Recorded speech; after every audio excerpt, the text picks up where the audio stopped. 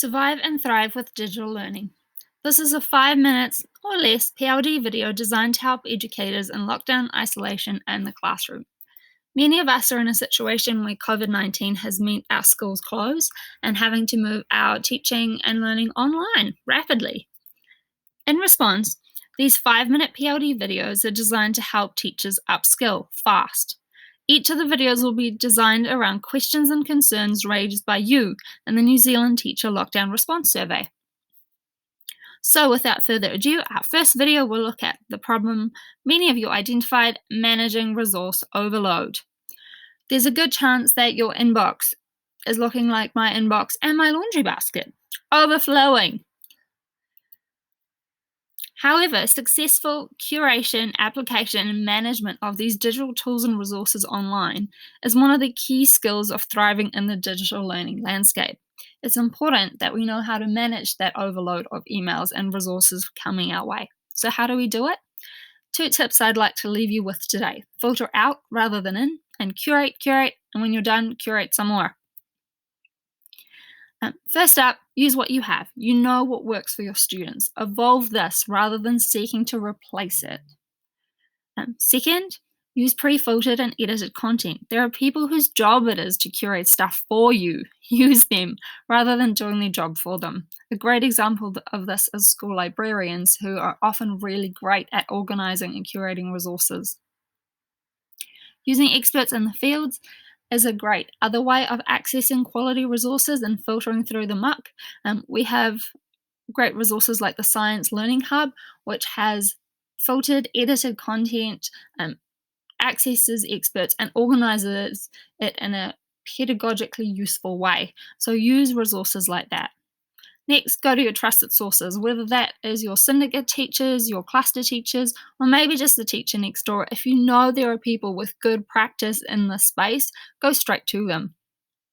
Next up, don't feel guilty about not reading all your email, especially all of those floods of promotion of like 1 month free subscription, whatever. Don't feel bad about not reading all of them. Filter straight to the good stuff. We have lots of great resources available in New Zealand. In particular, I'd like to point out the Assessment Resource Bank from NZCER that has levelled questions, range of areas, but also comes with model answers. Really good quality. There's also resources from Learning From Home, which is the ministry's website that they've developed to support this moving online process, and of course TKI. Also want to point out TES. They're one of my favourites. They're a UK site, however they have a good search engine that sits behind their resources, which means it's quick and easy to find things. Important note here, for some companies and organisations, their core business is online. Others are just jumping on the bandwagon now that everything has had to move online. Those companies that have been doing this for a while is a good place to start. Next up, curate.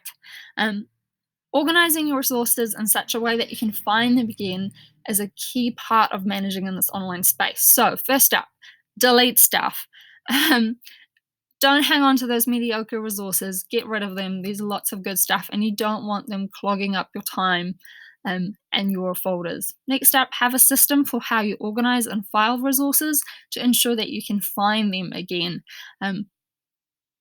To manage all of the resources you come across, whether it's through Facebook or Pinterest or your cluster group, having some way to organize them so they are useful to you is key. I like Pinterest personally. I like the visualness. I like it that it can search. Sometimes I dabble in a bit of Facebook social bookmarking, but there's lots of great tools out there. Of course, there's lots of good tips out there from lots of teachers about how to manage these resources. I really like the idea shared here about scheduling a set time to explore new options. It means that you're not wasting time in the middle of planning a lesson, falling down some wormhole of playing with new resources. Thanks lots to everybody who's contributed and putting together this first episode. If you're interested in receiving more of these videos, you can subscribe at mistytheteacher.blogspot.com, where you can also access the New Zealand Teacher Response Survey. Good luck with moving your teaching online, and thanks for watching.